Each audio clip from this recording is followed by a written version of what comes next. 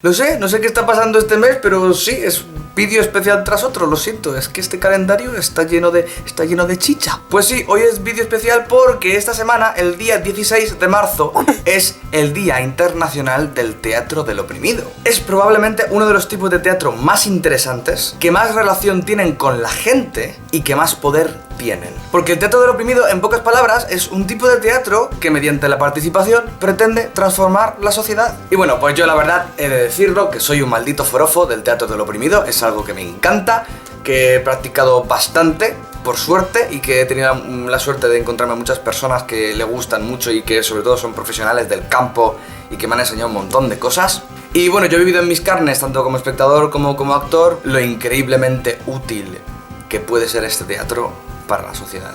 Y por eso quería hacer este vídeo. Quería empezar con una anécdota de algo que me pasó a mí durante una función de teatro del oprimido. En esta función estábamos practicando con la historia personal de alguien del público. Esa persona del público decidió voluntariamente contar una historia personal suya en la que se había sentido oprimido, y nosotros tuvimos que recrear mediante una improvisación y en base a su información la situación que él vivió.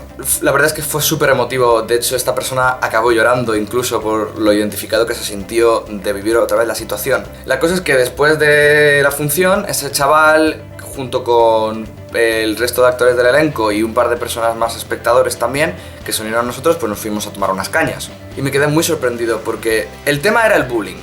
Un momento dado en el que esta persona, que había salido como espectador, se había sentido oprimido por parte de otros niños. La cosa es que mientras yo hablaba con otra persona respecto de la función, tenía a ese chaval que nos había contado la historia y había actuado con nosotros, y a otra persona que también había sufrido bullying hablando. Y no pude evitar escucharles y sentir cómo se estaban apoyando mutuamente los dos, dándose ánimos, diciéndose lo válidos que eran los dos como personas, a pesar de que durante toda su infancia todo el mundo les hubiese dicho que eran gordos, que eran esqueléticos, que eran tontos, que eran lo que fuese, ¿no? Y en ese momento vi cuán transformador puede ser el teatro del oprimido.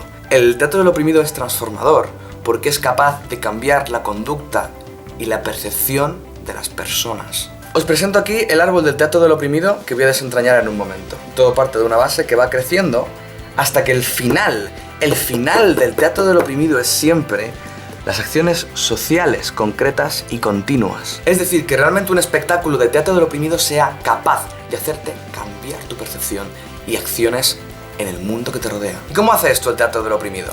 Pues ahora mismo os lo voy a contar. Dentro intro.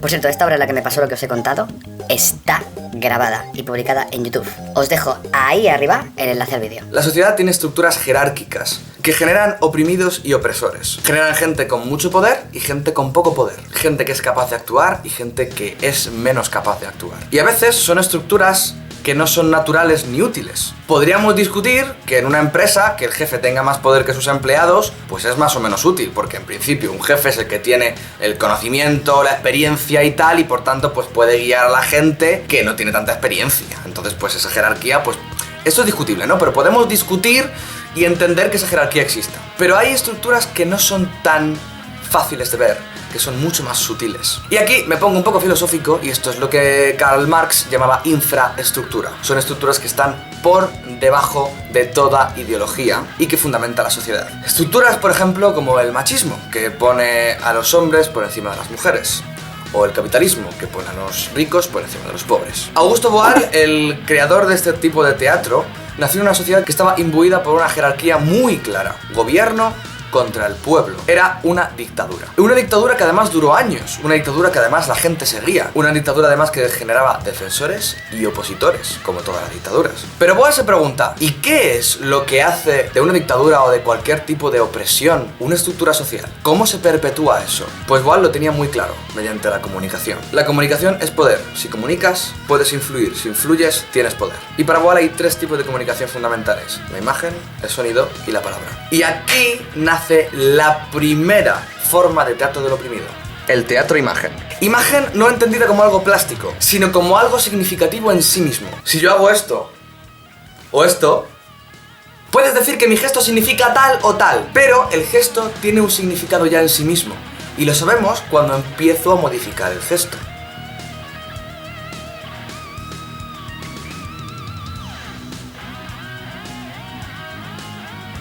Es decir, que no es un símbolo, es un signo en sí mismo.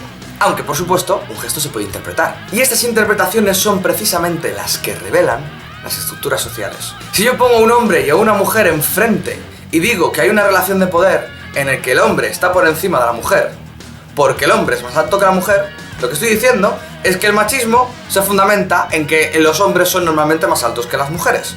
Evidentemente esto puede ser una falacia, pero es algo que podemos discutir que está integrado en nuestra cultura y por tanto es algo que tendremos que deconstruir para hacer una sociedad mejor. El teatro del oprimido sirve precisamente para detectar estos mecanismos y anarquizar la sociedad en el sentido de eliminar esa jerarquía que genera opresores y oprimidos en la sociedad. Del teatro imagen salen dos ramas, el teatro periodístico y el arcoíris del deseo. El periodístico es la aplicación de las herramientas del teatro imagen a la comunicación de los medios. Por ejemplo, coger una foto de una manifestación en la que un policía está agrediendo a un chaval e intentar recrearla. Entonces, pues, yo por ejemplo, soy policía, me pongo así, intento copiarlo lo más que pueda, y otra persona aquí, pues, se pone como la persona que está a punto de ser agredida. Y luego empezamos a modificar la imagen.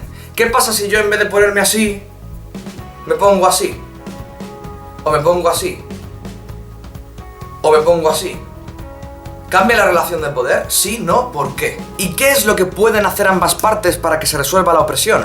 O más concretamente, ¿qué podría hacer la persona que está en el suelo para defenderse de la opresión? El arcoíris del deseo es un poco más complicado. El arcoíris del deseo tiene una historia muy bonita, que es que Boal, como digo, vivía en una dictadura. Pero Boal en un momento dado se tuvo que exiliar a Europa. Y se quedó flipado, porque cuando llegó a Europa, vio que había muchísimos más suicidios que en América Latina, que era de donde él venía.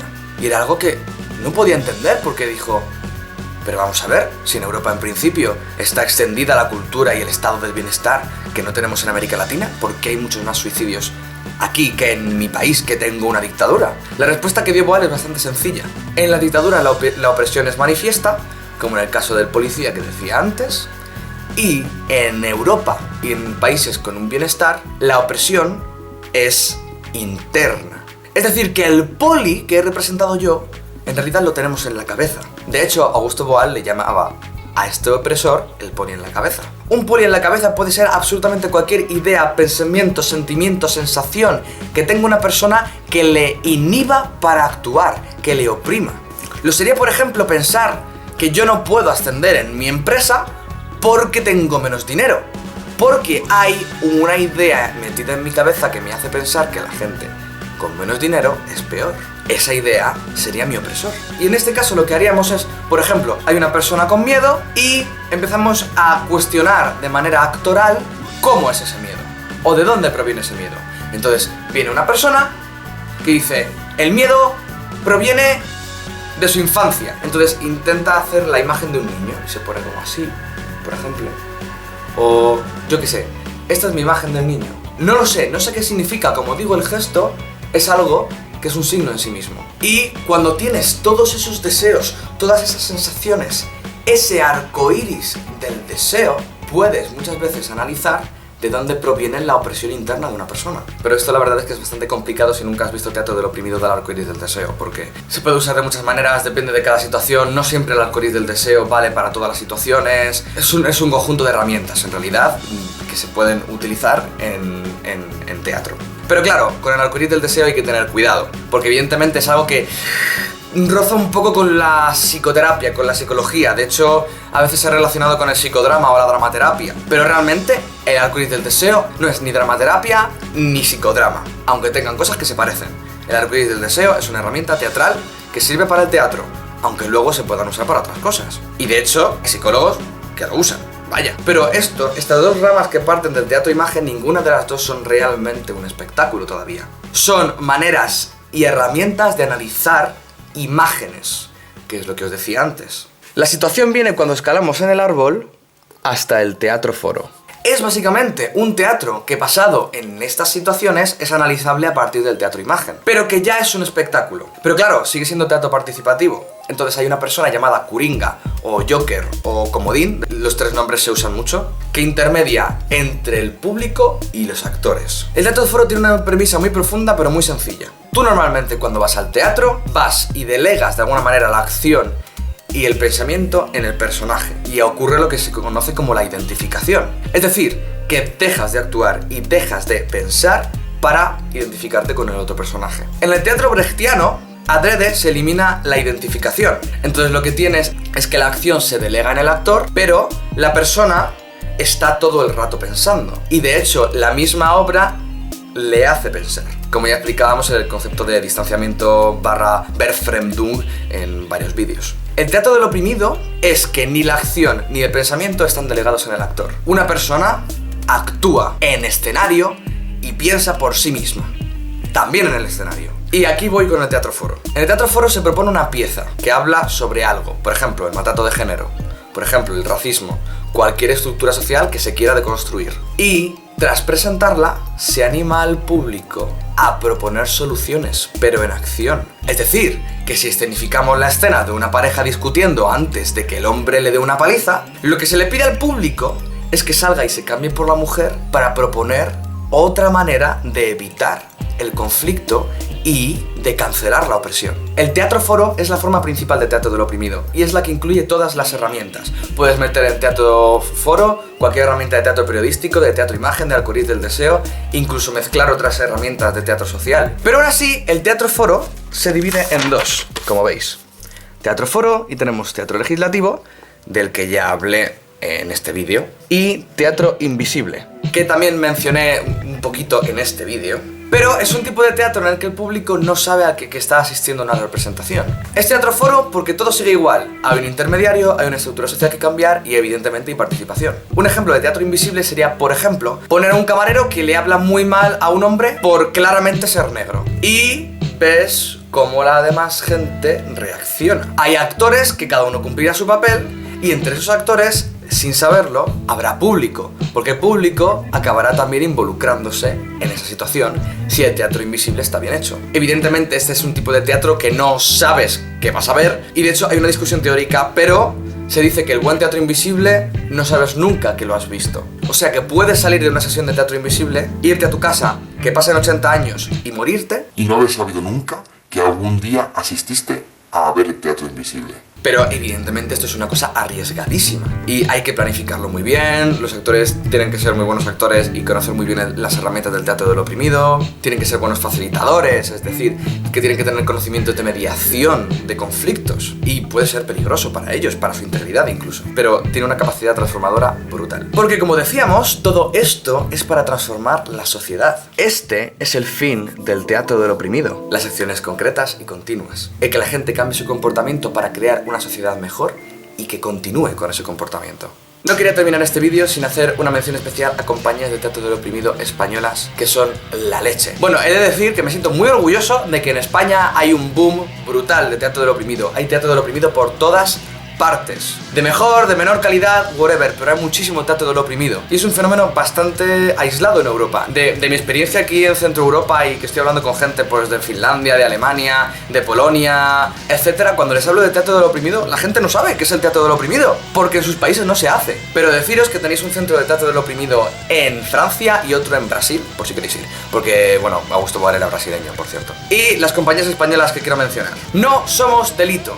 Principalmente hacen teatro denuncia, que no es realmente teatro del oprimido, aunque sí tiene algunos conceptos de él, y realmente son manifestaciones hechas con teatro, o sea que es teatro de calle al final también. Y desde hace poco me consta que están haciendo teatro legislativo. 3 social, teatro foro con técnicas de algoritmo del deseo y con otras herramientas de teatro social y teatro aplicado. La rueda teatro, principalmente teatro foro y teatro comunitario. Cross Border Project, que hacen teatro con compromiso social, no solamente teatro del oprimido, también han hecho site específica, han hecho teatro relacional, teatro documento, otros tipos de teatro participativo, otros tipos de teatro aplicado. Y la compañía Salamandra, que es una compañía de teatro del oprimido, principalmente, aunque también usan otras herramientas de teatro social que no es teatro del oprimido y teatro gestual, y están muy especializadas en temas de género. Hay miles de compañías de teatro del oprimido. Os voy a dejar en la descripción un montonazo de enlaces y recursos para que podáis stalkear a todas las compañías de las que os hablo, para que podáis chequear festivales, para que podáis chequear libros, para que podáis chequear lo que queráis de teatro del oprimido y de teatro social,